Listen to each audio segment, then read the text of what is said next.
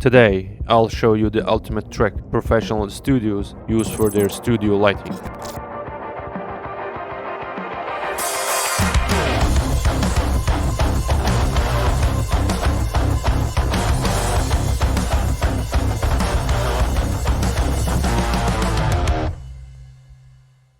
These are the questions that came to my mind every time I wanted to light an object.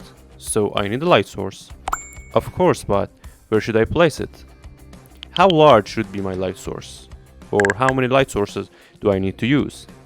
Maybe I should use the 3-point lighting setup everybody is talking about. And plenty of other questions for which there were no decent answers. Together in this video, we want to explore the settings for a perfect studio lighting. This video could be helpful to 3D artists, photographers, bloggers, or anybody that wants to take a professional photo or video.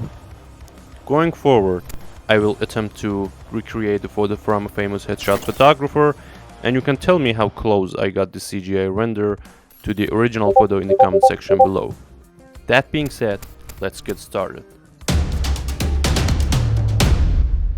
Before we begin to turn on our lights, in order to achieve the highest level of realism in our renders, we must correctly configure our light directionality.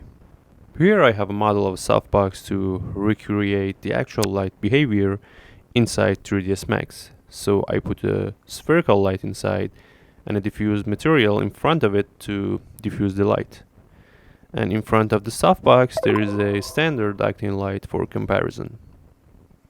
Let's turn everything off and only turn on the softbox. You can see the light have some kind of a cone shape and we have soft shadows on the edges.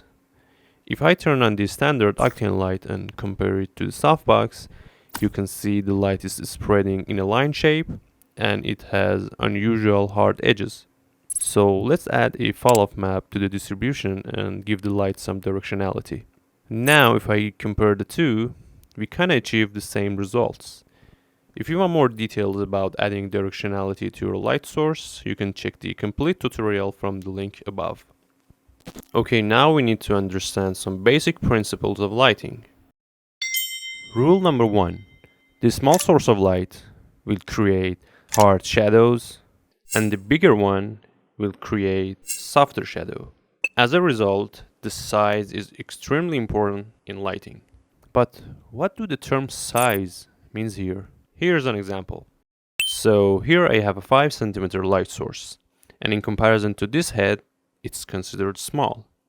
But if I zoom in and compare it to this mini head, the 5 cm light source is considered large. Keep that in mind. In order to obtain proper lighting on your subject, you need to whether change the light source intensity or change the shutter speed. In this case, I decrease the light source power. That being said, the bigger, the softer. So the light size and distance are in relation to the subject. Here the light source is roughly 30 centimeters away from the subject, but here it may be 2 centimeters. So how does the light affect the shadow, you might ask? The darkest part of the shadow is called the umbra, while the lighter portion on the edges is referred to as the penumbra. By increasing the size of the light source, you slightly decrease the size of the umbra, and this in turn increases the size of penumbra. But why does this occur? The reason behind it is that when you make the light source larger, light is coming from all angles and surrounds the subject. This then helps to fill the shadows and creates a softer look. However, smaller light source will strike the subject, creating shadows with sharper edges. One final note. Distance can change the apparent size. Consider the relation between the sun and the earth. The sun is significantly larger than the earth, but the huge distance between them has transformed a large light source into a smaller one. We can also transform the sun into a large light source on a cloudy day. Clouds can act as a diffuser, transforming the small sun into a massive light source. This is exactly what occurs in studios when photographers add modifiers to their light sources, such as softboxes or umbrellas. Now that we've covered the fundamentals, let's get practical. I will create an Octane light and then add FALLOFF to the distribution. And then instance it to the material slot, and change the minimum to 1, maximum to 0, and FALLOFF skew factor to 0.5. I also add texture to the light.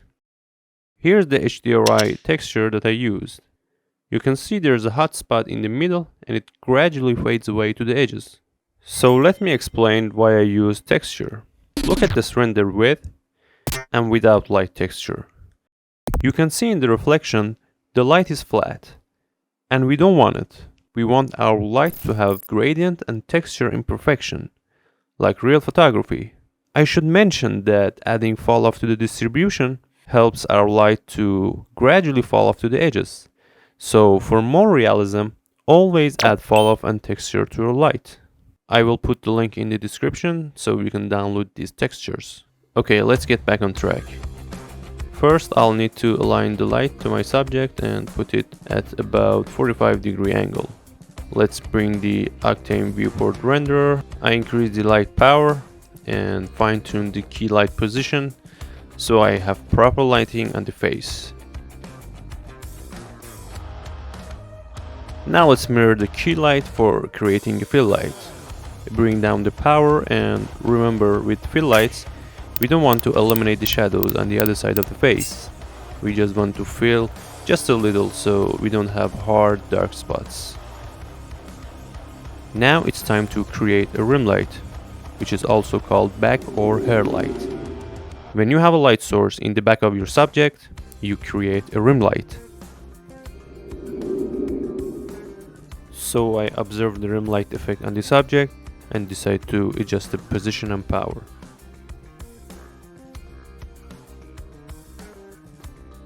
I'll add another light beneath the first fill to fill the shadow under the neck.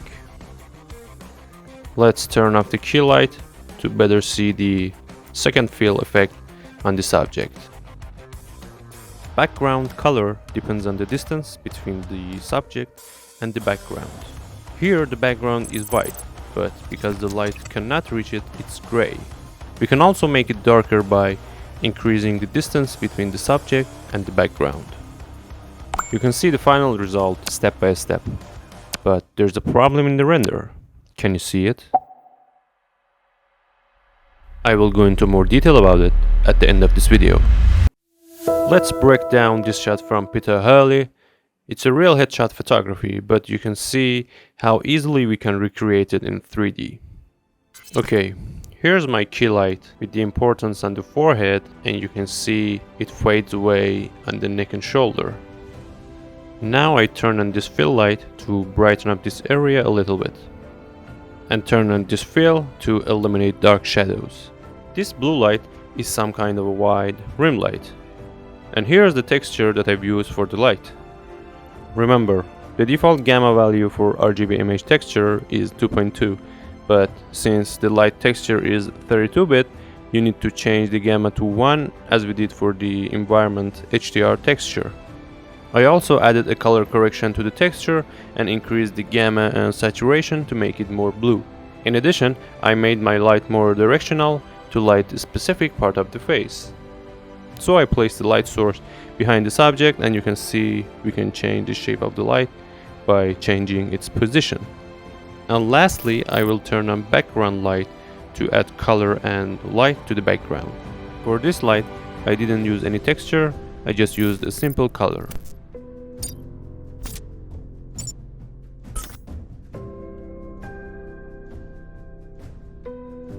Sampling rate is always set to 1 by default, but here you can see I've changed it for my lights.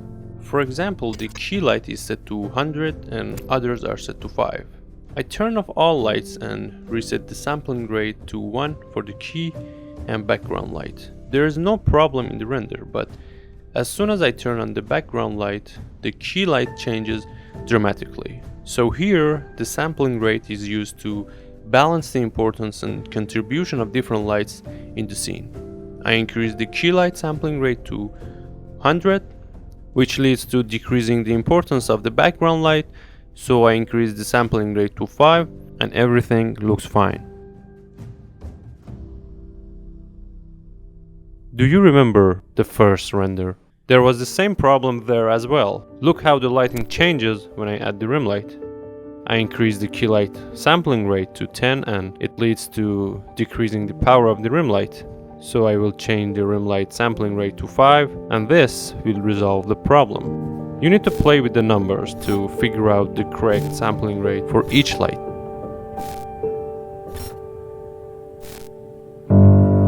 Here's the final result side by side. Let me know what you think about it in the comment section below. Please like and subscribe if I earned it. Thank you for watching and I will see you in the next one.